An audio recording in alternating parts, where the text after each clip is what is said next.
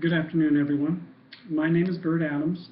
I am an online student at BYU, Idaho. I'm going to talk this afternoon about Alaska's fishery management. Management of the fisheries for a sustainable resource into the future. Alaska is the most resource-rich land in the world. An estimated 5.8 billion annually, with Bristol Bay sockeye salmon, Bering Sea crab, and pollock representing some of the largest salmon, crab, and whitefish fisheries in the world. You would think a billion-dollar industry would be a management agency's priority to protect. However, many Alaskans will say this is not the case. Last summer in my community of Yakutat, the king salmon harvest was closed to subsistence and commercial fishermen, but left open to sport fishermen to harvest 1 king a day. To rub salt on the wound, the state said all subsistence and commercial fishermen had to release all kings caught, which once caught in a gill net has a high mortality rate. More salt on the wound. Sport anglers are allowed to harvest fish above the weir, which is a fish count for escapement goals for spawning purposes for a healthier fish return. Alaska regulation gives subsistence the priority over the other user groups. By regulation, when an escapement goal are not met, the sport fishery is always the first to shut down by emergency order. The second would be to put limits on commercial fishermen or shut it down. And subsistence would be the last. By regulation, the state is not to ever shut down subsistence. Why would the state of Alaska go against its own regulation in the management of user groups? In the effort to manage a resource, why would the Alaska Department of Fish and Game allow the take of salmon above an area that already has been counted for escapement goals? My hope is not to convince anyone to pick sides on user groups, but to get support for management of the fisheries for a sustainable resource into the future.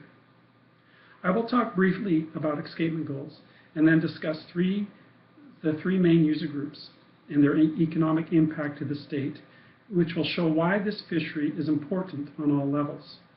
I will close by telling you how you can help. Escapement goals. Escapement is the number of fish allowed to escape the fishery and spawn. If too much fish crowd the river, sockeye will die without even spawning. An optimum escapement goal allows for sustainable runs based on biological need of the stock and ensures healthy returns for commercial, sport, and subsistence. The 3 user groups. There are 3 user groups that rely on the resource: subsistence, commercial, and sport. Subsistence today is the product of fish and wildlife resource taken for personal or family consumption and for the customary trade, barter, or sharing for personal or family consumption. Today, subsistence is used by all rural Alaska residents, not just Alaskan Native. An example of subsistence, and a poor one at that, is the TV reality show Alaska Bush People, which shows a family living off the land in a subsistence lifestyle year-round. I watched a couple episodes where it showed the family harvesting wild game out of season on more than one occasion, which can never happen in the real regulated Alaska fish and game laws. We have had Alaskan Native or local subsistence users be fined for taking game out of season, even jailed, or have their subsistence rights to harvest taken away from them. This does not support the management of the fisheries for a sustainable resource into the future. Commercial fisheries. Alaska is one of the most productive commercial fisheries in the world. The Alaska Department of Fish and Game website has the average commercial fishing harvest between 2008 and 2012 for salmon at 790.7 million pounds and 38.4 million pounds for halibut and 92.6 million pounds for crab. Sport anglers.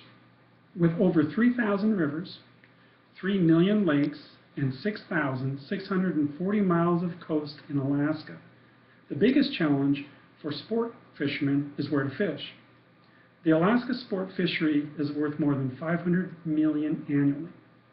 If you go to the Alaska Department of Fish and Game website, sport fishing page, you will not find too much information on harvest amounts. In fact, the page will say estimates.